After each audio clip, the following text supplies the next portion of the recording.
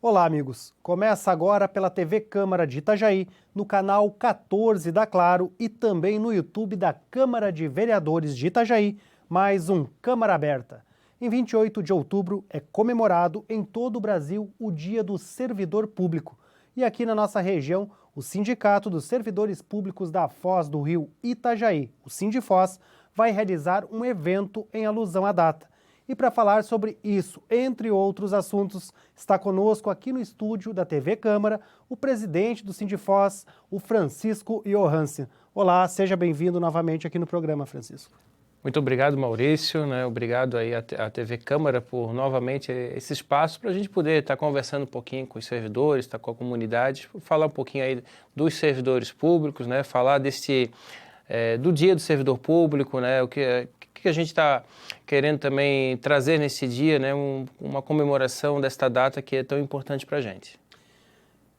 Francisco, a gente deixa para o final mais da entrevista a questão da comemoração do Dia do Servidor Público, porque antes a gente tem alguns outros assuntos que são de extrema importância e também a repercussão de muita coisa que aconteceu durante o ano, principalmente no município de Itajaí, e que você acabou se envolvendo diretamente, Houveram duas greves aqui no município de servidores públicos, uma do magistério e uma foi geral, com consequências que num primeiro momento não foram boas para os servidores, Foram diversos efeitos até de todas as mobilizações. Então, há o que comemorar? Então, esse ano foi um ano bem atípico para o servidor público de Itajaí, um ano bem complicado, E o servidor público, na verdade, não tem muito o que comemorar, mas ele tem, na verdade, o que comemorar, sim. Ele tem que comemorar que ele está lutando, que ele ainda continua lutando, porque a gente passou em dois processos ali que você mencionou, os dois processos das duas greves, que foram processos que foram no mesmo momento, Um na sequência do outro, onde se estava discutindo dois direitos que foram violados dos servidores, E aí a gente discute não somente duas categorias, Vamos pegar a maior categoria do serviço público de Itajaí, que é o magistério, que se discutia o piso nacional do magistério, que é uma lei que já existe desde o ano 2008 e nesse ano o município ficou abaixo desse piso nacional e aí os servidores se mobilizaram para poder garantir esta aplicação do piso e na sequência houve uma decisão onde o município retirou o reajuste concedido no ano passado, que também foi concedido após uma greve.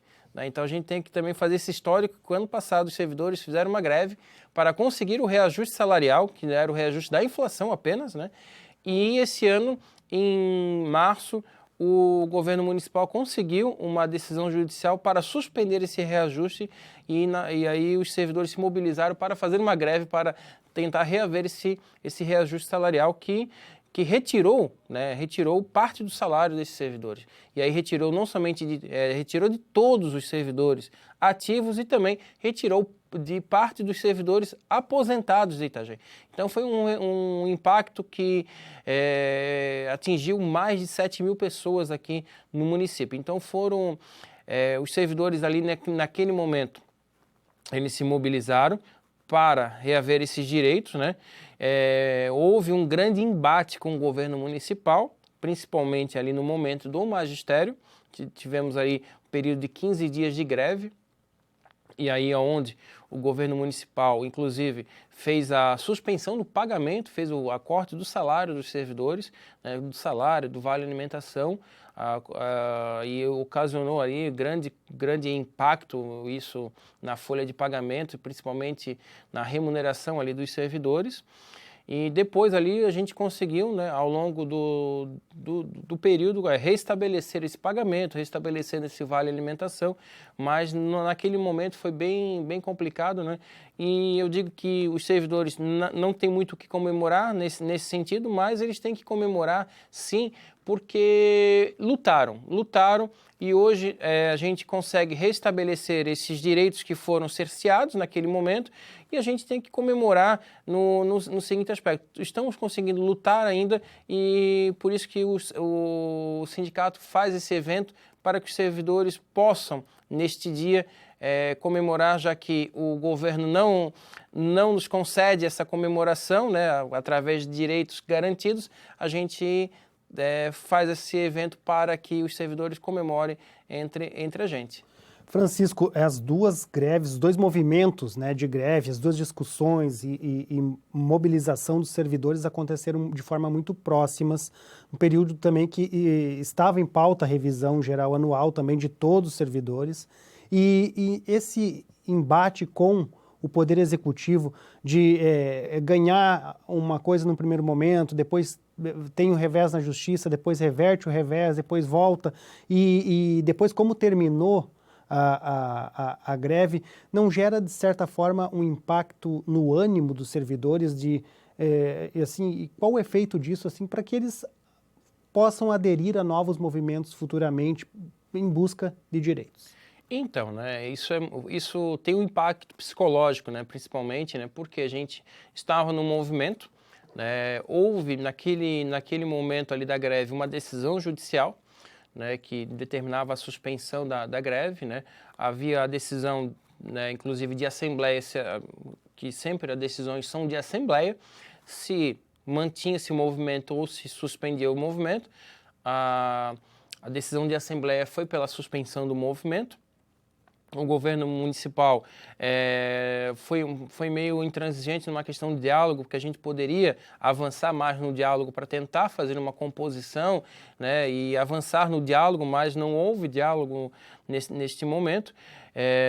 Depois se avançou posteriormente em uma audiência de conciliação no Tribunal de Justiça, já vista que havia um processo judicial tramitando e a gente conseguiu, nesse processo judicial, solicitar uma audiência de conciliação e aí perante, né, o desembargador que julgava o processo, a gente conseguiu fazer uma composição e ali reaver esses direitos que haviam sido suspensos, né, descontos salariais, descontos de vale alimentação e estabelecer, né, o que a gente queria naquele momento, um calendário de reposição, né, para que os servidores não houvesse prejuízo.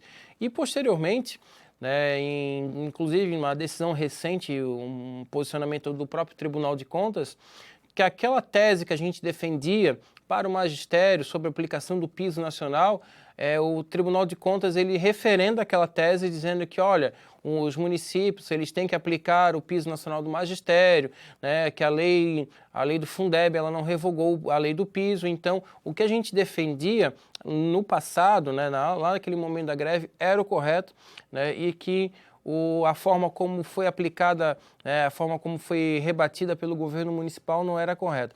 E só que no momento, no calor, a gente às vezes não consegue, o servidor não consegue, né, uma parcela digerir ou fazer a interpretação de tudo, né? Porque são muitas informações que circulam num curto espaço de tempo.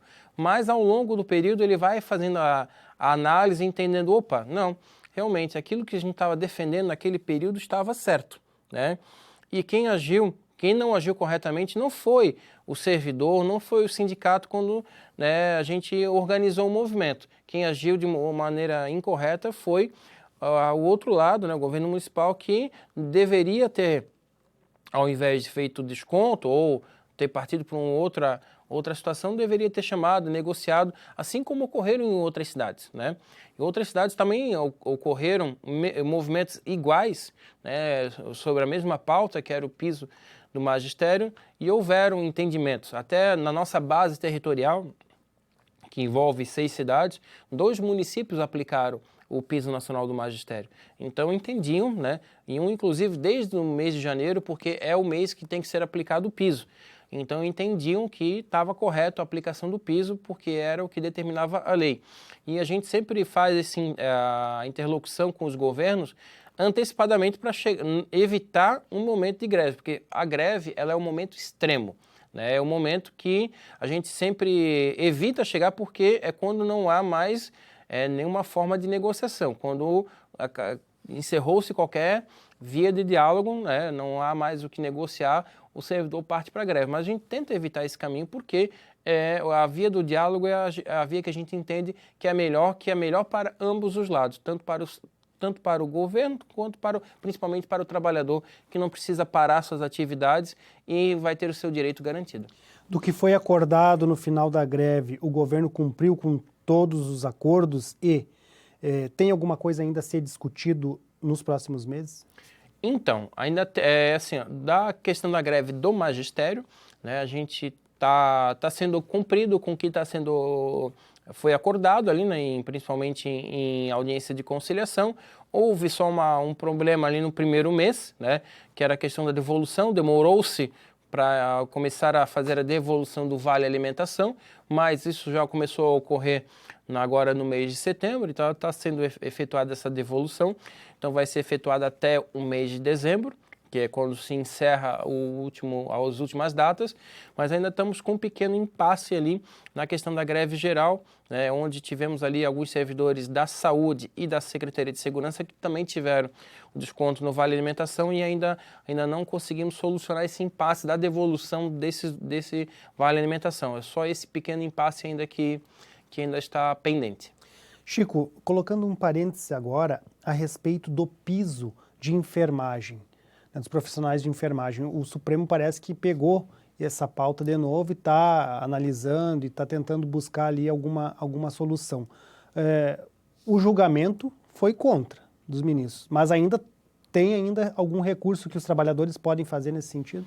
Então, a gente também acompanhou, né? Esse ano parece que é um ano muito atípico, é o ano dos pisos, né? Tivemos um embate muito grande com o piso no magistério. Esse ano foi aprovado o piso dos agentes comunitários de saúde, né? Que também tivemos aí acompanhando a aplicação nos municípios da base. E também foi aprovado, depois de 2 anos de tramitação, o piso da enfermagem, né? Uma grande conquista desses trabalhadores. No município de Itajaí, né, quando foi aprovado o piso da enfermagem, o município de Itajaí já está dentro do piso da enfermagem. Então, o município de Itajaí não precisa fazer a adequação. Os demais municípios, né, a gente foi acompanhando, o Balneário Pissarras está dentro do piso também, fez uma adequação, estava bem no ato, estava tramitando uma legislação e já fez a sua adequação, mas ainda temos 4 cidades que não estão dentro do piso. E entendemos que os municípios eles não necessitam da lei federal para fazer as suas adequações. Eles podem, e isso é o trabalho que o sindicato já está fazendo nesses municípios, que eles podem fazer a sua adequação no piso independente da lei federal. Por quê? Até porque a própria legislação ela deu um prazo para os municípios poderem fazer a sua adequação em virtude de lei orçamentária e tal, para deixar para o ano seguinte, porque nós já estávamos aí em setembro, para deixar para o ano seguinte, para que a partir de janeiro esse piso estivesse, né, dentro do que estabeleceu a lei federal. Então a gente fez um trabalho nesses municípios e estamos esperando para que os municípios possam garantir esse direito a esses trabalhadores, né? Haja vista que foram tidos aí nacionalmente como heróis durante a pandemia e agora eles não podem ser considerados como vilões para os orçamentos municipais para fazer essa adequação salarial. Itajaí, toda a categoria de profissionais da saúde que abrange o piso são atendidos, Chico, é isso? Todos os profissionais, tanto enfermeiros, técnicos de enfermagem, auxiliar de enfermagem, estão dentro do piso nacional. Então, quando foi aplicado ali a revisão em maio, aí se conseguiu ultrapassar o piso, então Itajaí estaria dentro do piso. É algo a comemorar. Para fins da lei do piso, né, Itajaí ficou dentro do piso. Vamos fazer um rápido intervalo, já voltamos com o segundo bloco do Câmara Aberta. Até mais.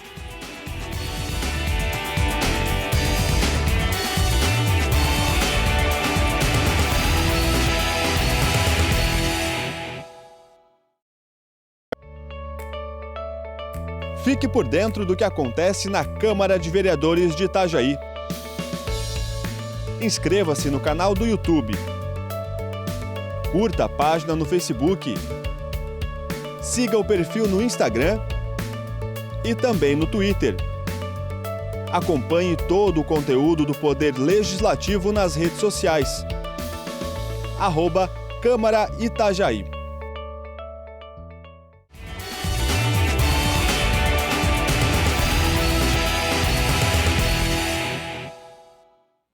Voltamos com o segundo bloco do Câmara Aberta. Hoje participa conosco aqui no estúdio Francisco Johansen, presidente do Sindifós. Bom, Francisco, nós temos ainda previsto que parece para este ano a tramitação, a conclusão da tramitação da PEC 32, que trata da reforma administrativa, né? E principalmente do governo federal, mas também abrangendo todos os servidores públicos do país.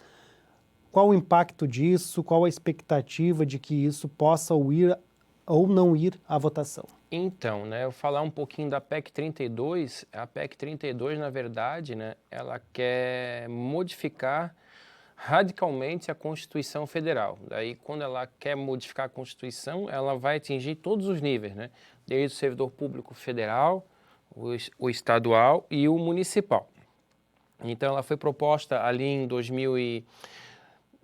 começou ali em 2020, mas ela foi apresentada, né, no Congresso Nacional em 2021 e ela modifica o artigo 37, se não me engano, o artigo 37, e ela acaba com um princípio básico da Constituição, que é o concurso público, né? Então, hoje, a Constituição, que foi criada lá em 88, ela criou um princípio básico, que é o concurso público, né? Então, hoje, ele acaba com isso, que é o concurso público, ele cria outras formas de ingresso no serviço público, que a última regra será o concurso público, e o concurso público será apenas para as carreiras típicas de Estado, que seriam juízes, promotores, delegado, algumas carreiras, né, que ainda vão ser definidas numa lei federal, quais serão essas carreiras. As demais carreiras, né, carreiras da área da saúde, educação, os demais servidores, elas podem ser todos contratos temporários, ou seja, cada governo que entrar vai ter um servidor, mudou o prefeito, mudou o governador, troca tudo, entra tudo novo. E quem vai perder com isso? Quem vai perder com isso é o cidadão. Por quê? O cidadão vai acessar o serviço público e ele conhece quem é o servidor que está lá atendendo ele. Ele conhece quem é a agente comunitária que visita a casa dele. Ele conhece a enfermeira que atende ele, o médico que atende ele, né, o técnico de enfermagem que atende ele, o professor do seu filho que acompanha a vida escolar do seu filho. E a partir desse momento que se tira essa regra do concurso público, hoje é um, amanhã é outro, depois do outro dia é outro, que vai se permitir a terceirização irrestrita de tudo quanto é serviço, né? Hoje já há um processo de terceirização. A partir da PEC 32 vai abrir a porteira, né? Tudo será terceirizado, todos os direitos que hoje os servidores têm vão ser eliminados, né? Então os servidores atuais já vão sofrer um processo, inclusive, de abertura de um processo que eles vão ter uma avaliação permanente, eles vão estar com a sua estabilidade, os que já estão vão estar com a sua estabilidade em risco, porque eles vão passar por um processo de avaliação de desempenho. Aí tu pode me dizer assim, não, mas quem é bom servidor vai ficar. Mas quem é que vai avaliar esse servidor? Não é um servidor mais antigo ou que tenha mais experiência. Quem vai avaliar esse servidor sempre é um comissionado, um indicado político que entrou, que não entende nada daquele serviço, e ele que vai avaliar um servidor de 30 anos de carreira, se ele desempenha bem ou não o serviço dele. Pessoa que não entende nada do serviço público, que entrou apadrinhado político, é que vai avaliar um servidor de 20, 30 anos de carreira. E aí você sabe como é que funcionam essas avaliações, né? Se fez campanha ou não fez campanha, né? Aquela coisa, a avaliação não é uma avaliação criteriosa, sim uma avaliação, né, mais política. Então, deixa o servidor vulnerável, né? Deixa não somente o servidor, mas deixa o cidadão vulnerável. E tinha mais um aspecto que eu queria falar da PEC 32. As políticas públicas se dissolvem Também. com... Sim, porque daí eu vou priorizar somente aquilo que é essencial e as demais políticas eu vou jogar para a iniciativa privada. Se a iniciativa privada quiser fazer, ela faz. Se ela não quiser, porque ela vai priorizar aquilo que traz lucro. O que não trouxer lucro, eu não faço. Então é uma destruição completa do Estado, né? Uma destruição total do Estado. E os que já estão, um seguinte aspecto que talvez o servidor atual não se atentou, porque ele não está escrito. Não está escrito ali na peça e a pessoa só vai perceber, né, se alguém comentar para ela. Mas nós que estamos aí no meio sindical, a gente tem uma visão não somente do presente, mas uma visão de futuro. Hoje estamos vinculados a um regime próprio de previdência, né? E o regime de previdência, ele é um regime solidário, ou seja, os que estão na ativa contribuem para os que estão aposentados. E assim é um ciclo, né? Quando eu estiver aposentado, alguém vai contribuir para pagar a minha aposentadoria. Ou seja, a partir do momento que não entrar mais ninguém nesse regime previdenciário, como é que isso vai se sustentar daqui 20, 30, 40 anos? Então, é algo que não está escrito ali no papel da PEC 32. Isso não está escrito, isso você não vai encontrar em nenhuma das linhas. Mas a gente percebe porque a gente tem uma visão do que vai acontecer daqui, não somente daqui a 5 anos, mas daqui a 20, 30 anos. Quem é que vai pagar esse regime de previdência? Daqui a 30 anos nós vamos ver as cidades, os regimes previdenciários quebrados. Por quê? Não entrou ninguém. Porque as prefeituras não vão fazer mais concurso público, vão terceirizar tudo. E aí, quem vai pagar essas previdências? Hoje, nós pagávamos 11% de previdência. Com a reforma da Previdência que foi aprovada em 2019, nós passamos a pagar 14%. Daqui a pouco, para sustentar esse regime previdenciário, nós vamos estar pagando 20%, 25%, 30%, porque não vai se sustentar. Então, é algo que isso ninguém escreveu, isso ninguém contou.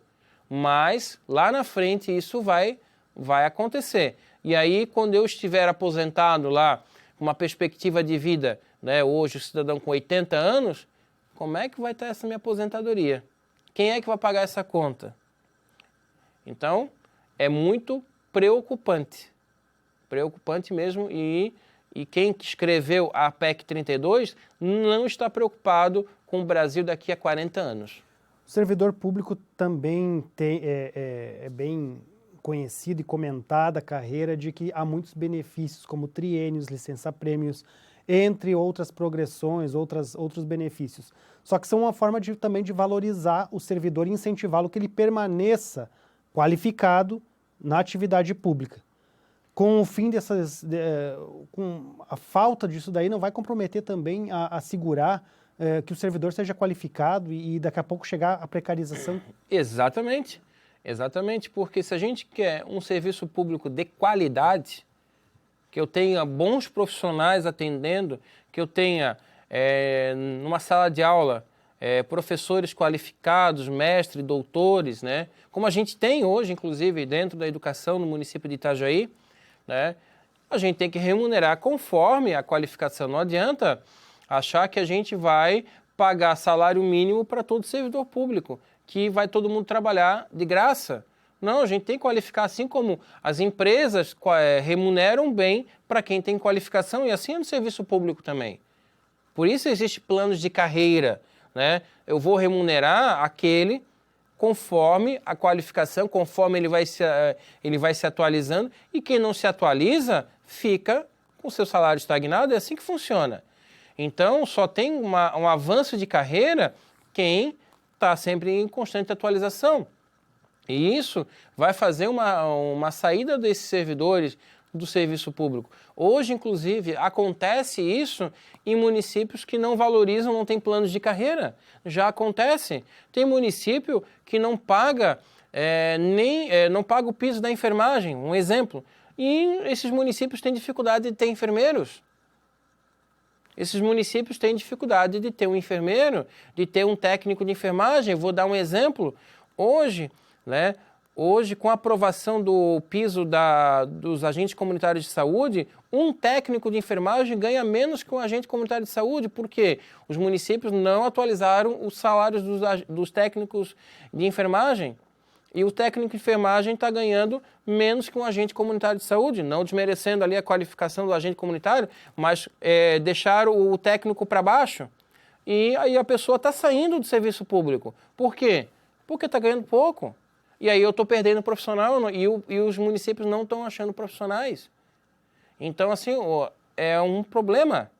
É um problema. E parece que às vezes isso é meio que orquestrado para abrir uma porta de terceirização. Que em alguns municípios já está acontecendo, inclusive, com UPAs. UPAs terceirizadas e depois a própria imprensa local desses municípios acaba divulgando ali a precariedade do serviço também. Aonde há terceirização, há problemas na execução desse serviço.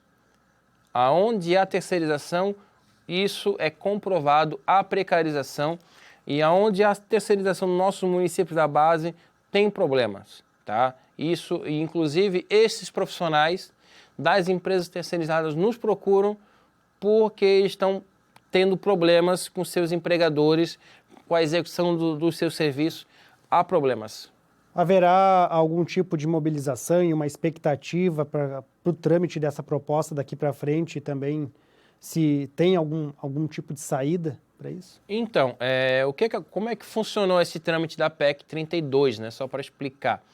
Ela começou a tramitar ali no ano 2021. Os sindicatos de todas as categorias, de todas as esferas, né, nesse país se mobilizaram em Brasília para evitar essa tramitação. Nós conseguimos empurrar essa tramitação para o ano 2022. Aí, como isso chegou no ano 2022, que é um ano eleitoral, né, seguraram a tramitação da PEC 32, até por conta do período eleitoral, desgaste que isso daria. Mas, estranhamente, passou a eleição, na semana depois da eleição começou a tramitação novamente da PEC 32 e prometem, né, votar esta PEC até o final do ano. E se houver, né, vai haver mobilização, com certeza, dos sindicatos de todo o país em Brasília para que esta PEC não seja aprovada. Eleição da Federação dos Trabalhadores Municipais, a FETRA. Qual a representatividade do Sindifós na federação? Bom, isso é interessante, né? Porque até 5 anos atrás o Sindifós nem participava da federação, né? Hoje somos o quinto maior sindicato dentro da federação, né? Então estamos número de filiados, isso. No número de filiados, estamos atrás apenas de Joinville, né? Blumenau, Florianópolis e Chapecó, porque Chapecó que congrega 43 municípios, né? Chapecó mais 42, então uma região com 42 municípios na sua base. Então nós somos o quinto maior sindicato dentro da nossa federação. Então isso nos enche também de orgulho, porque nós assumimos o sindicato há 5 anos atrás com um número de 1.700 e 1.800 filiados. Hoje nós estamos lá com 4.300 filiados. Então nós tivemos um crescimento muito grande. Não tínhamos representação nenhuma dentro da nossa federação, que congrega os maiores sindicatos de Santa Catarina.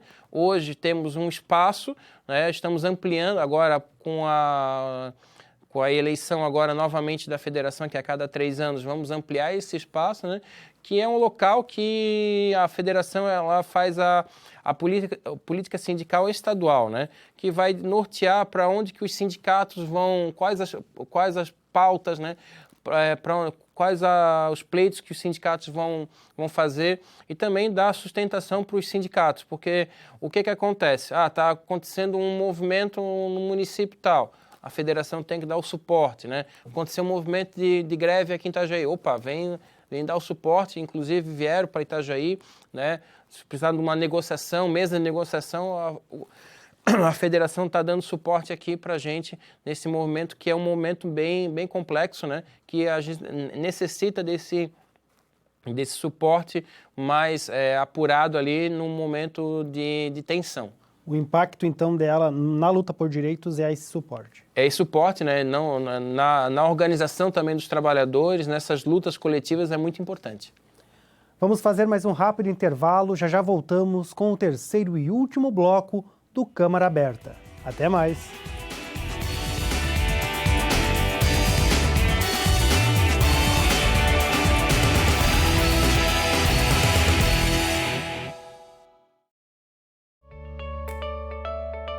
Fique por dentro do que acontece na Câmara de Vereadores de Itajaí. Inscreva-se no canal do YouTube. Curta a página no Facebook. Siga o perfil no Instagram e também no Twitter. Acompanhe todo o conteúdo do Poder Legislativo nas redes sociais. @Câmara Itajaí.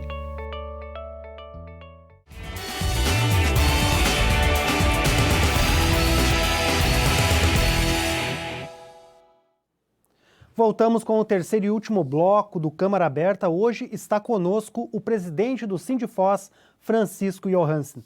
Vamos falar agora da comemoração. Dia 28 de outubro é o Dia do Servidor Público. E aqui em Itajaí haverá a festa do servidor. Por que a opção por um show? Então, a gente estamos vindo aí de 2 anos, né, que não ocorre nenhum evento presencial. Então a gente pensamos em algum evento, né, algo para realizar. E quando a gente pensa no evento, a gente pensou num evento único, né, até porque o sindicato ele congrega ali 6 cidades, né? Então a gente pensou num evento único para que os servidores das 6 cidades pudessem estar presentes. E algo que pudesse contemplar, né? A gente tem que sempre pensar em algo que vá chamar todos, né? É difícil a gente conseguir um evento que contemple, né? E também uma questão de espaço, né? Até porque, pela quantidade de filiados, a gente tem que pensar no filiado, mais um acompanhante. Então a gente pensou e decidimos, olha, surgiu uma ideia de fazer algo diferente, algo que a gente não tinha feito anteriormente, porque já fizemos almoço, né, já fizemos ali, nesses 2 anos de pandemia, nós fizemos uma live com sorteio de brindes e tal, e aí pensamos numa questão de um show, né, pensamos primeiro num jantar dançante, mas aí veio a opção de fazer um show, e aí discutimos e surgiu essa ideia, né, a gente pensar num show que pudesse, né, atingir um grande número de servidores, né, e aí bateu bem certo que a gente conseguiu a data, né, que é o dia 28 de outubro, que é o dia do servidor, e também a gente observando ali no calendário, né, pelo menos 4 municípios já estão com esse dia como ponto facultativo, né.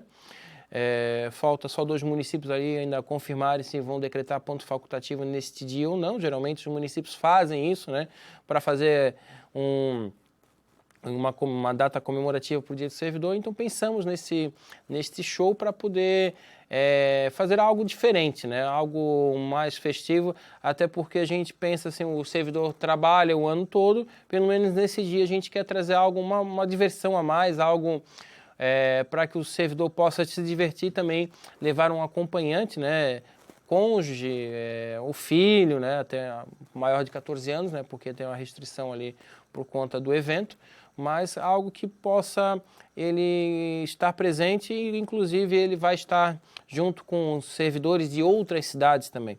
E uma coisa que é interessante, Maurício, porque embora sejam cidades diferentes, os servidores, eles se conhecem das demais cidades. Inclusive, tem parentes, né? Tem um servidor em Itajaí, tem um irmão que é servidor em Navegantes, ou em Penha, ou servidor, um é irmão em outra cidade. Então, eles acabam se conhecendo, ou são servidores nas 2 cidades, né? Isso acontece muito, são servidores, principalmente na educação, servidor em Itajaí e Navegantes, ou em Navegantes e Penha, ou em Penha e Pissarras. Isso acontece bastante, então tem esse fortalecimento desses vínculos e trazer, né, porque geralmente a gente é interessante que nos períodos de greve ali, quando o servidor está reunido, eles acabam se conhecendo, né? Porque quando está no dia a dia do trabalho, só acaba conhecendo os teus colegas de trabalho. No período de greve, tu acaba conhecendo mais gente. E a gente quer fazer essa interação, né, com os servidores de todas as cidades, e foi a maneira que a gente conseguiu encontrar de fazer essa união de todos. Chico, estabeleceu-se algum teto de gastos para essa festa? Até porque a gente conversando com alguns servidores, eles questionam, né? Ah, mas por que gastar com um show? O artista é caro, ou também, mas quando precisou a cesta básica durante ali o período ali que deu o impasse que o governo não tinha, e muitos questionamentos surgem, mas as pessoas querem saber como que foi estipulado o valor que pode ser gasto no evento? Não, se estabeleceu sim, até porque a gente tem, primeiro, uma responsabilidade com as finanças da instituição, né? Se estabeleceu, olha, pode-se gastar até um valor X, né, diante do que se arrecada no mês, para se utilizar no evento, né? E aí se comentou, porque vamos fazer um evento? Acho que primeiro, a mensalidade, quem custeia é o filiado, não, então esse evento está sendo revertido ao filiado, né? E no período de greve, inclusive, a gente fez essa arrecadação, a gente fez a compra, né, de cestas básicas, não faltou, né? A gente comprou, para quem solicitou, foi comprado, inclusive sobrou, né, cestas básicas, isso é bom a gente até citar, sobrou cestas básicas, para quem foi solicitando, a gente fez a compra, né?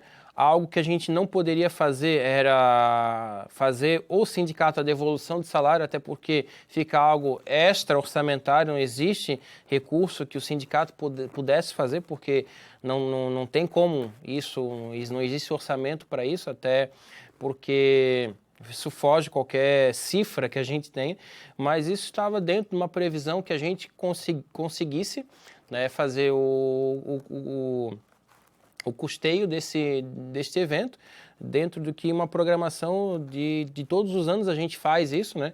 Desde 2019, quando a gente decidiu voltar a ter eventos, né? 2019, 2020, 2021, 2022 não está fugindo a esta regra, né? A gente fez essa previsão orçamentária, dá para gastar até tanto, e está dentro do que a gente se dispôs, né? Dentro, não extrapolando e não comprometendo as finanças da instituição. Cada servidor vai poder levar uma pessoa? Isso, um acompanhante. Então, o servidor, ele está indo lá no sindicato, retira o seu ingresso, né, e também pode retirar um para o seu acompanhante. Tá, e menor de idade pode levar alguém além do acompanhante? Não. Então, o servidor, ele retira o seu e mais um acompanhante, né? Então, dois ingressos. Haverão brindes? A gente vai fazer um sorteio de alguns brindes lá no evento, mas somente o sorteio dos brindes para o servidor filiado que estiver lá. Porque às vezes acontece, o servidor não vai, né, no evento, ou entrega o acompanhante, somente o acompanhante vai no dia, né? E essa pessoa não terá direito ao sorteio, somente o filiado, até porque a gente vai fazer o sorteio nominal do filiado e ele vai ter que se apresentar lá para receber o prêmio. Ainda é possível se filiar para participar do evento? Sim, é possível se filiar, né? E quem não é filiado pode se filiar para participar do evento. A gente vai estar fazendo até esta semana, né? A entrega desses convites. Então, a pessoa pode se filiar e no ato também já fazer a retirada do seu ingresso. Francisco, há alguma outra vantagem em ser filiado ao Sindifós, além da luta pela proteção de direitos e convênios? Bom, a maior vantagem de estar afiliado ao sindicato é você participar da construção, primeiro, da construção da sua categoria, né? E ter, né, a instituição que lhe defende, né? Porque o sindicato ele está ali para defender os interesses da categoria, né? Mas, além disso, né, os servidores sempre perguntam, né?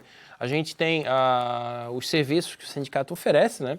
Que nós temos assessoria jurídica para fins das atividades do servidor, então ele vai poder utilizar o jurídico nas suas atividades funcionais, né, para consultas, né, nas atividades funcionais. Nós temos também dentro da sede do sindicato um consultório odontológico que atende também tanto o servidor quanto os seus dependentes, né? Então nós temos 2 atendimentos ali no consultório, um que é o consultório básico, né, que faz os atendimentos básicos ali, e nós temos o consultório avançado, que faz tratamento de canal, implante, clareamento, né? Então são dois tipos de atendimento. E nós temos convênios também em todos os municípios da base, que eles dão desconto tanto para o servidor, né, tanto para o filiado, quanto para o seu dependente. Daí, dependendo do convênio, vai variar o desconto 5%, 10%, 15%, 20%. Né? E aí a gente tem um aplicativo, né, que o servidor ele pode acessar nesse aplicativo todos os serviços que o sindicato tem, e também ele vai acessar a área do sócio, que daí ali transforma, vira como uma carteirinha. Né? Aí onde for o servidor, tem um convênio com o sindicato, está aqui sou filiado, aí consegue utilizar o desconto. Francisco, convite para todos os servidores, tem como reforçar a atração artística, o dia, o local e o horário. Então, né, nós estamos aí preparando para os servidores no dia 28 de outubro, né, o nosso dia do servidor público, um grande show. Né, a atração principal vai ser o Armandinho, né, vai ser o evento, né, ele tem início às 19 horas, mas terão também outras atrações também. Vai ter a atração de DJ, a banda Universos, o cantor Simão e também o Armandinho. Né? O início vai ser às 19 horas, lá no Music Park, em Balneário Camboriú. Né? Então, o local que vai comportar todos os servidores, né? Todos os filiados com seus acompanhantes, para que possam aí ter esse dia agradável, esse dia de diversão, para que a gente possa aí confraternizar e ter um dia, né? A gente tem tantos dias, os outros dias do ano a gente está aí na labuta, trabalhando, né? E esse dia vai ser um dia festivo, um dia para que a gente possa comemorar. Obrigado pela participação aqui no programa e parabéns a todos os servidores públicos aqui do município. Obrigado, Maurício, né? Um feliz dia do servidor público. Parabéns para todos nós, né, Maurício? Você também, enquanto servidor público aqui da TV Câmara. Obrigado a você também que nos acompanhou. Lembrando que esta e outras entrevistas estão disponíveis no canal da Câmara de Vereadores de Itajaí no YouTube e são transmitidas no canal 14 da Claro TV. Até a próxima!